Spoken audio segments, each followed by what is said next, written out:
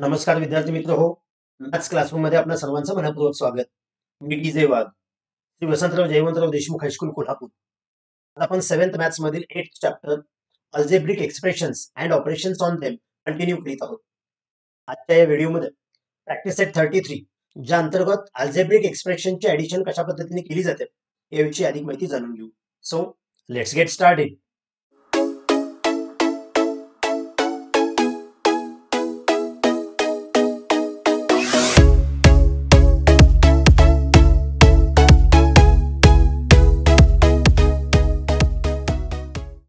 Okay students, यापूर्वीच्या व्हिडिओमध्ये आपण अल्जेब्रिक एक्सप्रेशनचे टाइप्स कोणते याविषयी माहिती जाणून घेतलेली आहे.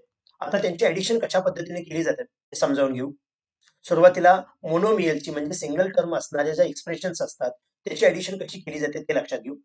त्यासाठी एक साधं व्यवहारातलं एक्झाम्पल दिलेलं आहे. पहा, एक्झाम्पल कसं आहे. 3 ग्वावाज प्लस 4 ग्वावाज.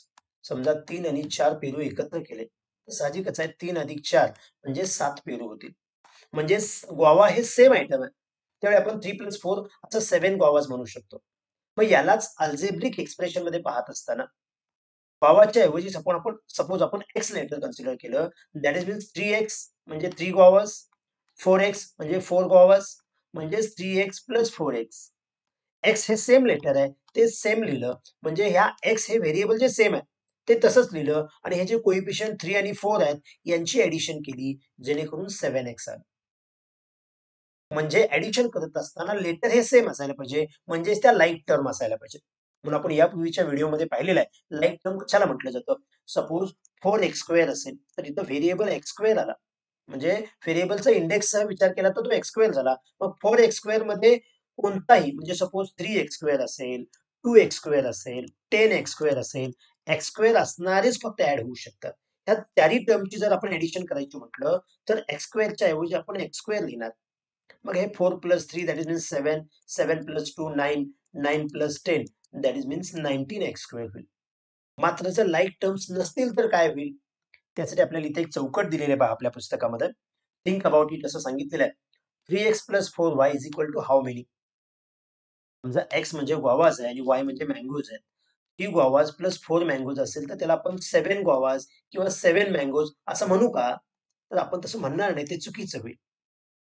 किंवा same way suppose 7m minus 2n, 7 minus 2 5 आलं, मग mn च्या ऐवजी फक्त m म्हणणं किंवा फक्त n म्हणणं चुकीचं होईल.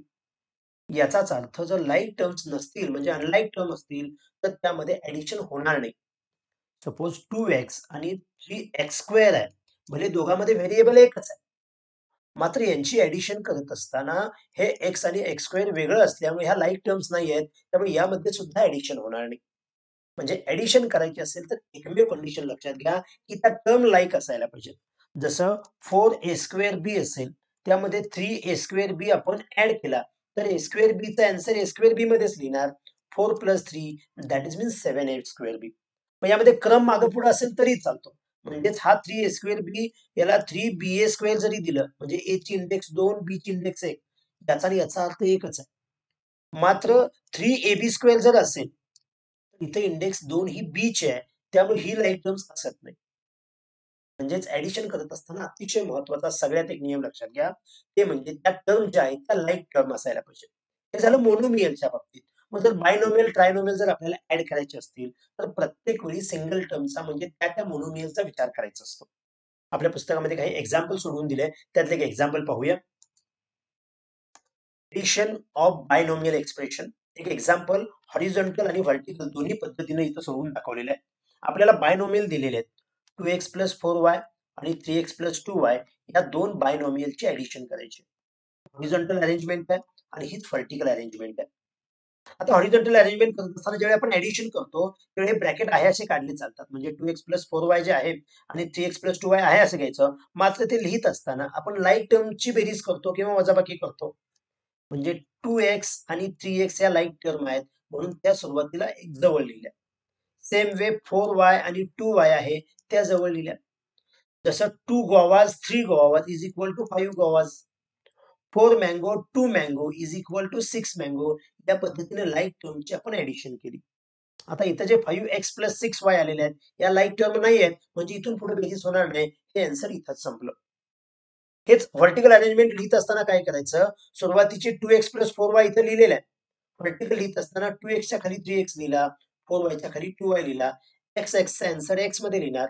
2 + 3 5 आणि 4 + 2 6. y चं आन्सर y मध्ये आलं. म्हणजे 5x + 6y, 5x + 6y.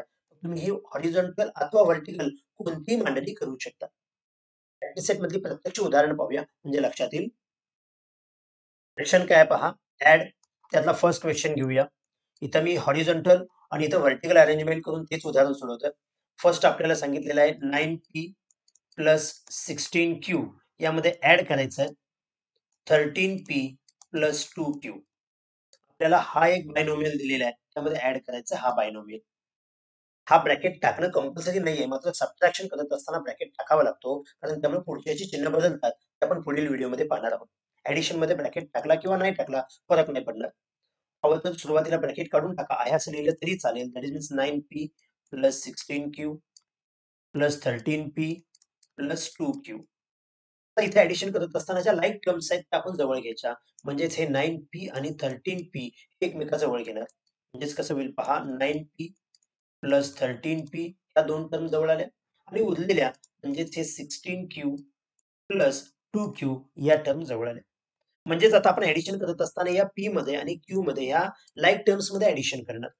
मग p चा आन्सर आपण p मध्येच लिहिणार. 13 + 9 दॅट इज मीन्स 22. म्हणजे 9p + 13p means 22p. Plus q चा आन्सर आपण q मध्ये लिहिणार. 16 + 2 that is means 18. 16q + 2q that is means 18q. आता हे 22p + 18q हे अनलाईक टर्म्स आहेत, म्हणजे ऍडिशन होणार नाही. म्हणजे हे आन्सर इथे संपलं. हेच व्हर्टिकली अरेंज करत असताना आपण काय करणार, सुरुवातीला फक्त आपण ही जी बायनोमियल आहे तेवढंच लिहिणार. म्हणजेच 9p + 16q हे लिहिणार आणि ऍड करत असताना पुढची जी टर्म आहे 13p हे p च्या खाली लिहिणार प्लस 2q हे आपण q च्या खाली लिहिणार. आणि मग याची अरेंजमेंट अशी मांडल्यानंतर आपण ऍडिशन कशी करणार, p चा आन्सर p मध्ये, q चा आन्सर q मध्ये देणार. 13 + 9 that is means 22. 16 + 2 that is means +18. म्हणजेच आपलं हे आन्सर सेम आहे. म्हणजे ही जी आहे ती हॉरिझॉन्टल अरेंजमेंट, ही जी आहे ती व्हर्टिकल अरेंजमेंट. याच पद्धतीने सेकंड एक्झाम्पल थोडंसं समजावून घेऊया. एक्झाम्पल काय पहा. फर्स्ट जी आपल्याला ट्रायनोमियल दिलेलं आहे. इथं 2a + 6b + 8c असं आपल्याला ट्रायनोमियल दिलेलं आहे. ज्यामध्ये ऍड करायचं आहे 16a + 13c + 18b. या दोन ट्रायनोमियलचे ऍडिशन करायचे. प्लस साइन असल्यामुळे हे जे ब्रॅकेट आहेत ते आहे असे राहतात. म्हणजेच ब्रॅकेट मधल्या ज्या व्हॅल्यू आहेत ते आपण आहे अशा कॅरी करायच्या. म्हणजे मी फक्त ब्रॅकेट काढतोय आणि ह्या ज्या काय व्हॅल्यू आहेत त्या आपण आहे अशा लिहून घेऊया. आता ह्या घेतल्यानंतर आपण ज्या लाईक टर्म्स आहेत त्या जवळ लिहायच्या. म्हणजेच 2a आणि 16a या लाईक टर्म्स आहेत. म्हणजेच 2a + 16a लिहिणार. त्यानंतर 6b आणि 18b या लाईक टर्म्स आहेत. That is means 6b + 18b. आणि राहिलेली ही 8c + 13c या टर्म लिहिल्या. मग आता या ज्या लाईक टर्म्स आलेल्या आहेत 2a 16a 6b 18b आणि 8c 13c यामध्ये आपण ऍडिशन करणार. म्हणजे त्यांची ऍडिशन कशी होईल पहा. 2 + 16 दॅट इज मीन्स 18 हे आहे असा राहील. प्लस 18 + 6 दॅट इज मीन्स 24 बी आहे असा राहील. प्लस 8 + 13 दॅट इज मीन्स 21 आणि हा सी आहे असा राहील. हेच व्हर्टिकली जर आपण मांडायचं असेल तर सुरुवातीचा जो ट्रायनोमियल आहे तो आहे असा लिहायचा. म्हणजेच 2a + 6b + 8c. मात्र नंतरचा जो ट्रायनोमियल आहे तो लिहित असताना लाईक टर्म एकाखाली एक येतील या पद्धतीने लिहायचं. म्हणजे हा 16a आहे, म्हणजे a ची टर्म इथे सुरुवातीला आहे. 13c ही c ची टर्म इथे लास्ट आहे, त्यामुळे ते लास्ट लिहायला पाहिजे. आणि 18b ची मिडल टर्म आहे, म्हणजे तिथे मिडलला लिहायला पाहिजे. म्हणजे व्हर्टिकली मांडत असताना लाईक टर्म्स एकाखाली एक येतील या पद्धतीने आपण त्या मांडून घ्यायचे. आता पुन्हा a चा आन्सर a मध्ये लिहिणार. 16 + 2 दॅट इज मीन्स 18. b चा आन्सर आपण b मध्ये लिहिणार. 18 + 6 दॅट इज मीन्स 24. आणि हा c चा आन्सर c मध्ये येईल. +13 + 8 दॅट इज मीन्स +21. म्हणजे हॉरिझॉन्टली असो किंवा व्हर्टिकली असो आपला आन्सर तेच आलं पाहिजे. ह्या दोन्ही एक्झाम्पल मध्ये प्लस साइन आहे. समजा मायनस साइन असेल तर काय करायचं ते समजण्यासाठी आपण जरा फिफ्थ एक्झाम्पल पाहूया. म्हणजेच यामध्ये सुरुवातीला हा ट्रायनोमियल दिलाय, ज्यामध्ये आपल्याला बायनोमियल ऍड करायचं. आपण नेहमीच्या पद्धतीने ब्रॅकेट टाकून तसंच लिहूया.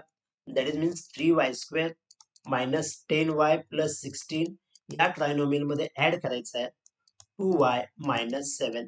ऍडिशन असताना ब्रॅकेट आहे असे आपण करतोय, म्हणजेच याच्या पुढची स्टेप येईल 3y² मायनस 10y प्लस 16 ज्यामध्ये ऍड होणार आहे 2y मायनस 7. मग आता इथं पुन्हा लिहित असताना आपण ज्या लाईक टर्म्स आहेत त्या जवळ लिहिणार, म्हणजे 3y². आता इथं y² ची कोणतीही टर्म नाही, म्हणजे अशीच राहणार. 10y आणि 2y या लाईक टर्म्स आहेत. 10y लिहित असताना मायनस 10y आहे आणि 2y लिहित असताना प्लस 2y आहे. आणि पुन्हा कॉन्स्टंट टर्म प्लस 16 मायनस 7 म्हणजे प्लस 16 मायनस 7 या पद्धतीने लिहिलं. आता यामध्ये लाईक टर्मचा जर विचार केला तर ही एक पेअर लाईक टर्मची आहे आणि कॉन्स्टंट नंबरची बेरीज होऊ शकते. या पद्धतीने एवढी जर आपण केलं तर सुरुवातीला आहे असं लिहायचं 3y² minus 10 plus 2 that is means minus 8. वायचा आन्सर वाय मध्ये राहील plus 16 minus 7 that is means plus 9. म्हणजे यांची ही ऍडिशन असेल. हेच व्हर्टिकली जर आपण अरेंज करायचं म्हटलं तर जो जादाच आहे, म्हणजे सुरुवातीला ट्रायनोमियल आहे नंतर बायनोमियल आहे, जो जादा असतो म्हणजे ट्रायनोमियल सुरुवातीला बायनोमियल नंतर, भले क्रम त्यांचा कसाही दिलेला असू दे, कारण त्यांची ऍडिशन आहे. म्हणून आपण काय करूया, हा 3y² मायनस 10y प्लस 16 हा ट्रायनोमियल सुरुवातीला लिहू आणि यामध्ये ऍड करत असताना लाईक टर्मचा विचार करू. 2y म्हणजेच 10y च्या आपण खाली लिहिणार, मायनस 7 म्हणजे 16 च्या इथं खाली लिहिणार आणि अशा पद्धतीने हे व्हर्टिकली अरेंज केलं की आपण यांची ऍडिशन करायची. 3y² आहे असं राहील, मायनस 10 इथं काय नाही म्हणजे प्लस 2 आहे, minus 10 plus 2 that is means minus 8. वायचा आन्सर वाय मध्ये लिहितो, प्लस 16 मायनस 7 म्हणजेच प्लस 9. म्हणजे एक गोष्ट लक्षात घ्या की ऍडिशन करत असताना लाईक टर्म्स ज्या आहेत त्यांच्यामध्येच ऍडिशन करायची. पण ज्यादा लाईक टर्म्स असतील तर त्या लाईक टर्म्स सुरुवातीला सगळ्या जवळ घ्यायच्या आणि त्यांच्यामध्ये फक्त ऍडिशन करायची. ज्यावेळी अनलाईक टर्म्स येतात, म्हणजे जसं इथं y² असेल किंवा y असेल आणि 9 असेल, इथं अनलाईक टर्म आले की ते आन्सर इथं संपतं. तर या पद्धतीने या व्हिडिओमध्ये आपण अल्जेब्रिक एक्सप्रेशनचे ऍडिशन कशा पद्धतीने केली जाते ते पाहिलं. पुढील व्हिडिओमध्ये आपण सबट्रॅक्शन विषयी माहिती जाणून घेऊ. जर हा व्हिडिओ आवडला असेल तर लाईक करा, इयत्ता 7वीच्या जास्तीत जास्त विद्यार्थ्यांना शेअर करा आणि चॅनल सबस्क्राईब केला नसेल तर आठवणीने सबस्क्राईब करा. थँक्यू.